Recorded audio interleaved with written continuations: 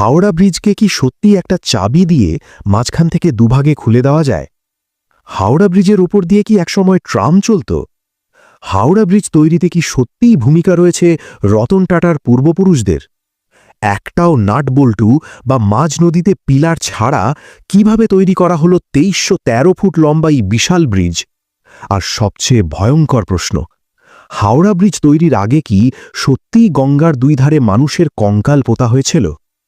আজকের এই ভিডিওতে আমরা হাওড়া ব্রিজকে ঘিরে থাকা প্রতিটা মিথ, প্রতিটা গুজব এবং প্রতিটা সত্য আলাদা করে দেখব। এই সেই হাওড়া ব্রিজ যার ওপর দিয়ে আজও প্রতিদিন প্রায় ১.৫ লক্ষ গাড়ি এবং প্রায় ১০ লক্ষ মানুষ যাতায়াত করে। ইংরেজ আমলে তৈরি এই ইঞ্জিনিয়ারিং মার্ভেল আজও আধুনিক ইঞ্জিনিয়ারদের কাছে এক বিস্ময়। এই গল্প শুরু হয় আজ থেকে প্রায় ১৫০ বছর আগে। ততদিনে হুগলি নদীর দুই পারে অর্থাৎ কলকাতা আর হাওড়ায় পুরো দমে ব্যবসা করছে ব্রিটিশরা। তৈরি হয়ে গেছে হাওড়া রেলওয়ে স্টেশন, কিন্তু সমস্যা একটাই, হাওড়া থেকে কলকাতায় যাওয়ার স্থায়ী কোনো রাস্তা নেই। নদী পার হতে ভরসা শুধু নৌকা, কিন্তু নৌকার উপর ভরসা করে কি বড় ব্যবসা, বড় শহর, বড় সাম্রাজ্য চলে না। এই সমস্যার সমাধান হিসেবেই ১৮৭৪ সালে তৈরি করা হয় প্রথম হাওড়া ব্রিজ। এই ব্রিজটি বানিয়েছিলেন ব্রিটিশ ইঞ্জিনিয়ার ব্র্যাডফোর্ড লেসলি। কিন্তু এখানে একটা বড় ভুল ধারণা আছে। এই ব্রিজটা আজকের হাওড়া ব্রিজের মতো ছিল না, এটা ছিল একটা পন্টুন ব্রিজ। পন্টুন ব্রিজ মানে কি? একটার পর একটা নৌকা সাজিয়ে তার উপর কাঠের পাটাতন পেতে যে ভাসমান ব্রিজ তৈরি হয় তাকেই বলা হয় পন্টুন ব্রিজ। এই ব্রিজ ছিল সম্পূর্ণ ভাসমান। এই ব্রিজের সবচেয়ে বড় সমস্যা ছিল দিনে প্রায় ২৪ বার এই ব্রিজ খুলতে হতো, কারণ ব্রিজ বন্ধ থাকলে জাহাজ, স্টিমার, বড় নৌকা কিছুই যাতায়াত করতে পারত না। আর যতক্ষণ ব্রিজ খোলা থাকত ততক্ষণ দুই পারে মানুষ আটকে থাকত, ট্রেন দাঁড়িয়ে থাকত, ব্যবসা বন্ধ থাকত, পুরো শহর থমকে যেত। এরপর আসে ১৮৯৬ সাল। এক ভয়ঙ্কর ঘূর্ণিঝড়ে এই পন্টুন ব্রিজ প্রায় সম্পূর্ণ ধ্বংস হয়ে যায়। এই ঘটনার পর ব্রিটিশ সরকার বুঝে যায় ভাসমান ব্রিজ দিয়ে আর চলবে না। তাদের দরকার এমন এক ব্রিজ যা হবে স্থায়ী, শক্ত এবং ভবিষ্যতের জন্য তৈরি। ১৯০৬ সালে প্রথম প্রস্তাব আসে একটি স্থায়ী স্টিল ব্রিজ তৈরির।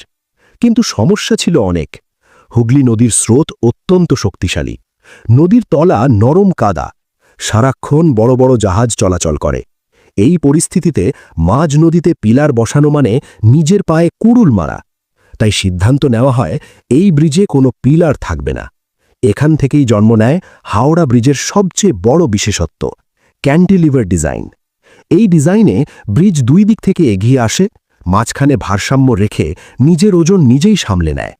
এই ব্রিজে একটাও নাটবল্টু ব্যবহার করা হয়নি, সব জোড়া লাগানো হয়েছে হট রিভেটিং পদ্ধতিতে।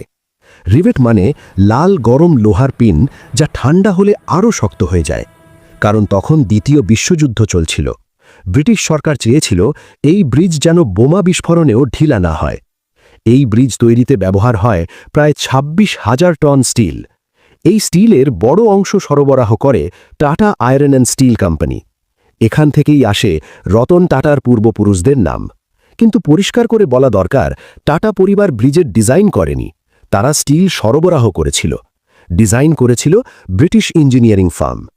এখন আসি আরেকটা গুজবে। হাওড়া ব্রিজের ওপর দিয়ে একসময় ট্রাম চলত, এই তথ্যটা সত্য। ১৯০৫ থেকে ১৯৫৮ সাল পর্যন্ত হাওড়া ব্রিজের ওপর দিয়ে ট্রাম চলাচল করত। কিন্তু অতিরিক্ত চাপের কারণে পরবর্তীতে ট্রাম চলাচল বন্ধ করে দেওয়া হয়। এখন আসি সবচেয়ে ভাইরাল গুজবে। হাওড়া ব্রিজ কি একটা চাবি দিয়ে মাঝখান থেকে দুভাগে খুলে দেওয়া যায়? উত্তর, না।